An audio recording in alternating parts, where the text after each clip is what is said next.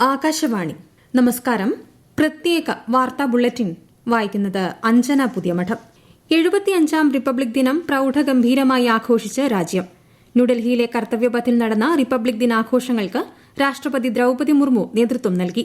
French president Emmanuel Macron republic ദിനാഘോഷങ്ങളിൽ വിശിഷ്ടാതിഥിയായി.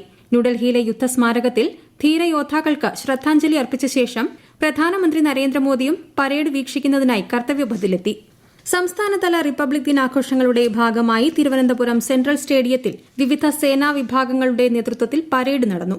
Governor Arif Muhammad Khan പരേഡിൽ അഭിവാദ്യം സ്വീകരിച്ചു. പരേഡിൽ വിവിധ സേനാ വിഭാഗങ്ങൾ അണിനിരന്നു. ആരോഗ്യ, വിദ്യാഭ്യാസ, വിനോദസഞ്ചാര മേഖലകളിൽ കേരളം കൈവരിച്ച നേട്ടങ്ങൾ അഭിമാനകരമാണെന്ന് ഗവർണർ ആരിഫ് മുഹമ്മദ് ഖാൻ. തിരുവനന്തപുരം സെൻട്രൽ സ്റ്റേഡിയത്തിൽ റിപ്പബ്ലിക് ദിന സന്ദേശം നൽകുകയായിരുന്നു അദ്ദേഹം. മുഖ്യമന്ത്രി പിണറായി വിജയൻ, മന്ത്രിമാർ തുടങ്ങിയവർ ചടങ്ങിൽ പങ്കെടുത്തു. രാജ്യത്തിന്റെ ഭരണഘടനാ മൂല്യങ്ങൾ സംരക്ഷിക്കാൻ വിട്ടുവീഴ്ചയില്ലാത്ത പോരാട്ടം വേണമെന്നും മൂല്യങ്ങൾ സംരക്ഷിക്കാൻ നാം പ്രതിജ്ഞാബദ്ധരാണെന്നും മന്ത്രി എ കെ ശശീന്ദ്രൻ. വയനാട് ജില്ലാതല റിപ്പബ്ലിക് ദിന പരേഡിൽ അഭിവാദ്യം സ്വീകരിക്കുകയായിരുന്നു മന്ത്രി. ഭരണഘടനാ മൂല്യങ്ങൾ സംരക്ഷിച്ചും മുറുകെ പിടിച്ചും മുന്നോട്ടു പോകണമെന്ന് മന്ത്രി കെ രാധാകൃഷ്ണൻ. തൃശൂർ തേക്കിൻകാട് മൈതാനിയിൽ റിപ്പബ്ലിക് ദിനാഘോഷ പരിപാടിയെ അഭിസംബോധന ചെയ്യുകയായിരുന്നു മന്ത്രി. തുല്യത, സാമൂഹ്യനീതി, സ്വാതന്ത്ര്യം, സാഹോദര്യം എന്നിങ്ങനെയുള്ള മഹനീയ ആദർശങ്ങളാണ് രാജ്യത്തിന്റെ ആത്മാവെന്ന് മന്ത്രി ജി ആർ അനിൽ. മലപ്പുറം MSP ഗ്രൌണ്ടിൽ നടന്ന റിപ്പബ്ലിക് ദിനാഘോഷ പരേഡിൽ സംസാരിക്കുകയായിരുന്നു മന്ത്രി. ഇന്ത്യയുടെ 75ാം റിപ്പബ്ലിക് ദിനാഘോഷത്തിൽ ആശംസകൾ അറിയിച്ച് ലോകരാജ്യങ്ങളും. ജപ്പാനിലെ ഇന്ത്യൻ എംബസിയിൽ ഇന്ത്യൻ സ്ഥാനപതി സിബി ജോർജ് ദേശീയ പതാക നിവർത്തി. ഇന്ത്യയുടെ 75ാം റിപ്പബ്ലിക് ദിനം സമുചിതമായി ആഘോഷിച്ച UAEയിലെ ഇന്ത്യൻ പ്രവാസികൾ. നയതന്ത്ര കാര്യാലയങ്ങളിൽ സജ്ജമാക്കിയ ആഘോഷങ്ങളിൽ ഇന്ത്യൻ സമൂഹം സജീവമായി പങ്കെടുത്തു. റിയാദിലെ ഇന്ത്യൻ എംബസിയിൽ നടന്ന ഇന്ത്യൻ റിപ്പബ്ലിക് ദിനാഘോഷങ്ങളിൽ നിരവധി പേർ പങ്കെടുത്തു. നയതന്ത്ര കാര്യാലയത്തിലെ ഉദ്യോഗസ്ഥർ, മാധ്യമപ്രവർത്തകർ അടക്കം 500ഓളം പേര് ചടങ്ങുകളിൽ സന്നിഹിതരായിരുന്നു. ഈ വർഷം കേരളം സമ്പൂർണ്ണ പാലിയേറ്റീവ് കെയർ സംസ്ഥാനമായി മാറുമെന്ന് ആരോഗ്യവകുപ്പ് മന്ത്രി വീണ ജോർജ്. എറണാകുളം ജനറൽ ആശുപത്രിയിൽ ആരംഭിച്ച 9 പദ്ധതികളുടെ ഉദ്ഘാടനം നിർവഹിച്ച് സംസാരിക്കുകയായിരുന്നു മന്ത്രി. നവകേരളം കർമ്മ പദ്ധതി 2ൽ ആർദ്രം മിഷനിൽ ഉൾപ്പെടുത്തി നടപ്പിലാക്കുന്ന പ്രധാന പദ്ധതികളിൽ ഒന്നാണ് പാലിയേറ്റീവ് കെയർ. സാമ്പത്തികമായി പിന്നാക്കം നിൽക്കുന്ന കായിക മികവ് പുലർത്തുന്നവരെ കണ്ടെത്തി മുഖ്യധാരയിലേക്ക് കൊണ്ടുവരാനുള്ള ശ്രമങ്ങൾ സ്പോർട്സ് അസോസിയേഷനുകൾ നടത്തണമെന്ന് മന്ത്രി വി ശിവൻകുട്ടി. തിരുവനന്തപുരം കാര്യവട്ടത്ത് നടക്കുന്ന അന്താരാഷ്ട്ര കായിക ഉച്ചകോടിയിൽ കായിക പരിശീലന കേന്ദ്രങ്ങളുടെ പ്രാധാന്യത്തെക്കുറിച്ചുള്ള സെമിനാറിൽ അധ്യക്ഷത വഹിച്ച് സംസാരിക്കുകയായിരുന്നു മന്ത്രി.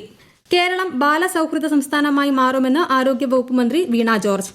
പദ്ധതിയുമായി ബന്ധപ്പെട്ട കർമ്മ പദ്ധതി തയ്യാറാക്കി മുന്നോട്ടു പോകാനാണ് സർക്കാർ ശ്രമിക്കുന്നതെന്നും മന്ത്രി പറഞ്ഞു. കളമശ്ശേരിയിൽ ചിൽഡ്രൻസ് ഫെസ്റ്റ് ഉദ്ഘാടനം ചെയ്യുകയായിരുന്നു മന്ത്രി. ചെല്ലാനം സബ് ഡിവിഷൻ ഓഫീസ് നാളെ ഉച്ചയ്ക്ക് മന്ത്രി സജി ചെറിയാൻ ഉദ്ഘാടനം ചെയ്യും. KJ മാക്സി MLAയുടെ അധ്യക്ഷതയിൽ ചേരുന്ന ചടങ്ങിൽ ഹൈബി ഈഡൻ MP മുഖ്യാതിഥിയാകും. കുടുംബശ്രീയുടെ കീഴിൽ കഫേ കുടുംബശ്രീ പ്രീമിയം ബ്രാൻഡ് ശൃംഖല പ്രവർത്തനം ആരംഭിക്കുന്നു. സംസ്ഥാനത്ത് ആദ്യ പ്രീമിയം കഫേ നാളെ അങ്കമാലിയിൽ മന്ത്രി MB രാജേഷ് ഉദ്ഘാടനം ചെയ്യും. പ്രധാനമന്ത്രി ശ്രീ നരേന്ദ്രമോദി നാളെ വൈകുന്നേരം ഡൽഹി കരിയപ്പ പരേഡ് മൈതാനത്ത് നടക്കുന്ന വാർഷിക NCC PM റാലിയെ അഭിസംബോധന ചെയ്യും. ഊർജ്ജസ്വല ഗ്രാമങ്ങളിലെ 400-ലധികം സർപഞ്ചുമാരും രാജ്യത്തിന്റെ വിവിധ ഭാഗങ്ങളിൽ നിന്നുള്ള സ്വയം സഹായ സംഘങ്ങളിലെ 100-ലധികം സ്ത്രീകളും NCC PM റാലിയിൽ വിശിഷ്ടാതിഥികളായി പങ്കെടുക്കും. പ്രധാനമന്ത്രി നരേന്ദ്രമോദി പങ്കെടുക്കുന്ന പരീക്ഷാ പേ ചർച്ചയുടെ 7ാം പതിപ്പ് ഈ മാസം 29-ന് നടക്കും. ന്യൂഡൽഹിയിലെ ഭാരത് മണ്ഡപത്തിൽ നടക്കുന്ന പരിപാടിയിൽ 3000ഓളം വിദ്യാർത്ഥികൾ പങ്കെടുക്കും. 2030-ൽ 30,000 ഇന്ത്യൻ വിദ്യാർത്ഥികളെയാണ് ഫ്രാൻസ് പ്രതീക്ഷിക്കുന്നതെന്ന് ഫ്രഞ്ച് പ്രസിഡന്റ് ഇമ്മാനുവൽ മാക്രോ.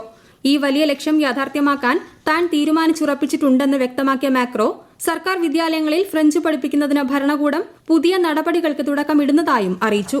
ഹൈദരാബാദിൽ നടക്കുന്ന ടെസ്റ്റ് ക്രിക്കറ്റിൽ ഇംഗ്ലണ്ടിനെതിരെ ഇന്ത്യയ്ക്ക് 175 റൺസ് ലീഡ്. 2ാം ദിവസം കളി അവസാനിക്കുമ്പോൾ ഇന്ത്യ 7 വിക്കറ്റ് നഷ്ടത്തിൽ 421 റൺസ് എന്ന നിലയിലാണ്. 1ാം ഇന്നിംഗ്സിൽ ഇംഗ്ലണ്ട് 246 റൺസിന് പുറത്തായിരുന്നു. ഓസ്ട്രേലിയൻ ഓപ്പൺ പുരുഷ സിംഗിൾസിൽ നിലവിലെ ചാമ്പ്യൻ നൊവാക് ജോക്കോവിച്ചിനെ പരാജയപ്പെടുത്തി ഇറ്റാലിയൻ താരം യാനിക് സിന്നർ ഫൈനലിൽ പ്രവേശിച്ചു. ഇസ്രായേൽ തയ്യാറെങ്കിൽ ഗാസയിലെ വെടിനിർത്തലുമായി ബന്ധപ്പെട്ട അന്താരാഷ്ട്ര നീതിന്യായ കോടതിയുടെ ഉത്തരവ് അംഗീകരിക്കാൻ തയ്യാറെന്ന് ഹമാസ്. ഇസ്രായേലിനെതിരെ ദക്ഷിണാഫ്രിക്ക നൽകിയ കേസിലും കോടതി വിധി വൈകാതെ പ്രതീക്ഷിക്കുന്നുണ്ട്. ജയിലിൽ കഴിയുന്ന പലസ്തീനിയൻ പൌരന്മാരെ ഇസ്രായേൽ വിട്ടയക്കുകയാണെങ്കിൽ ഗാസയിൽ തടവിൽ പാർപ്പിച്ചിരിക്കുന്ന ഇസ്രായേൽ പൌരന്മാരെ വിട്ടയക്കുമെന്നും ഹമാസ് അറിയിച്ചു. പ്രത്യേക വാർത്താ ബുള്ളറ്റിൻ കഴിഞ്ഞു. അടുത്ത വാർത്താ പ്രക്ഷേപണം നാളെ രാവിലെ 6:45-ന്.